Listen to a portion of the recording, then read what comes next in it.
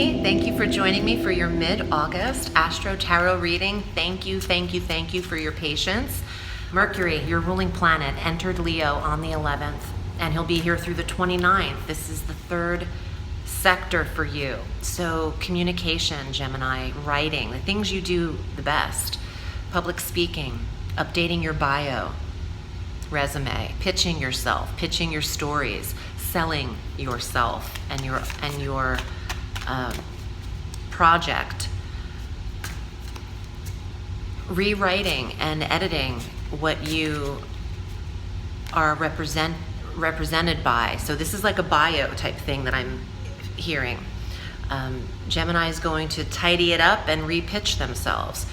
Also on the 11th, Jupiter went direct at 14 degrees of Sagittarius, and that is in the 7th house of soulmates, your polar opposite sector. Still able to draw in the true connection and soulmate for Gemini through December 2nd. Jupiter will be here, swirling prosperity and abundance in a sector about marriage and commitment. So there's luck to this sector. Being in the right place at the right time is a friend to Gemini at this time, meeting somebody.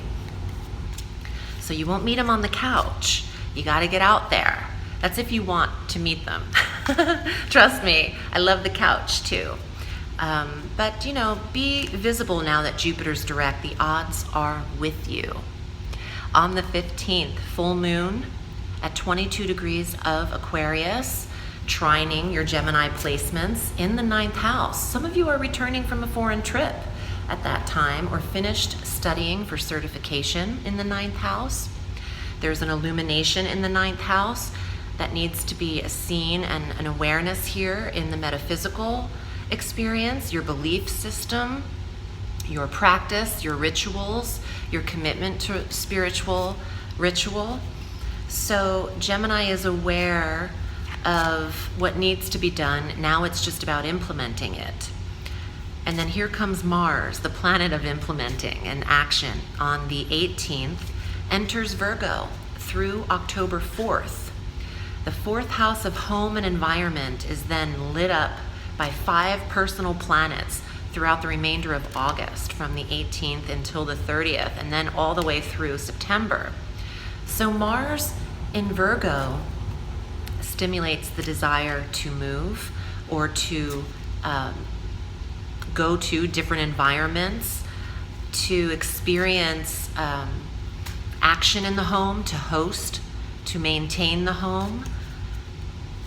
On the 21st, Venus enters Virgo through September 14th, designing the home, beautifying the environment, your workspace, your dwelling, pleasing your surroundings, needing to be in the aesthetics that really please you, that are comfortable to you in order to be creative or fertile with ideas, especially if you work from home. On the 23rd, the Sun enters Virgo until September 23rd, so the life force is here. You want to really make your personal space, your kingdom, your sanctuary, and protect your boundary and your property. Double gate that, honey. You gotta get that double gate up. Got one in the entrance, you got one in the front. You're in a compound. You gotta be secure, Gemmie. You're the butterfly, but you want a very large domain to fly around in. I feel that there is boundary around a property line that's created or recreated, because this Virgoan Earth energy trines Saturn and Pluto in Capricorn, and that's about limitation and structure and boundary. So I feel that your personal space should not be encroached upon, and any nosy neighbors need to kind of get out of Gemmie's way. Get out of the way. On the 29th, Mercury, your ruling planet, enters Virgo until the 14th of September. Contracts, signing for a new home, a new lease, a work space, building, developing your space. designing it, decorating, all that is here. From Mercury to Venus to the Sun to Mars. Then on the 30th, the new moon is at 6 degrees of Virgo. Here's your new residence. I think you could even have like break down a few walls with Mars in the 4th. Get that space up. You know, your home office is built, your loft is built. All of this is a fresh start in your surroundings, and I love it for Gemini. Let's see what's here in the cards for you as well. And if you'd like a personal reading, I'm available at audreyalison.com, Gemmie. Let's see what's here for you. 5 of Coins. It's a coin card, but you've got to watch your thought of lack. You have everything that you need. The universe provides. Prosperity flows to me effortlessly every day in every way. I just heard, oh, I'm getting emotional. Don't worry, be happy.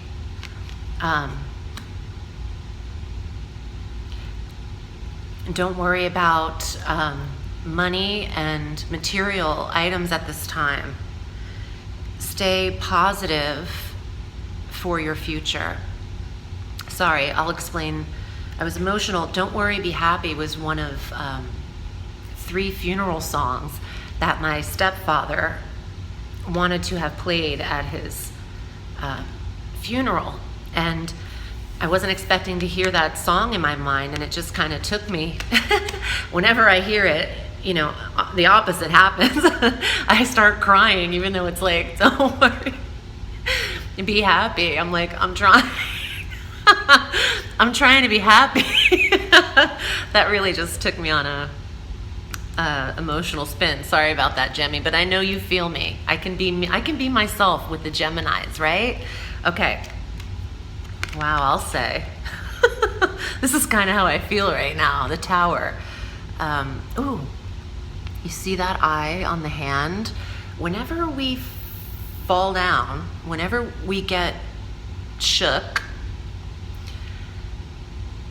it's always for a divine reason. The eye of God sees it all, and what is uncomfortable will ultimately suit you in comfort. So if you fall, trust that it's for the realignment to be in a better position when you get up.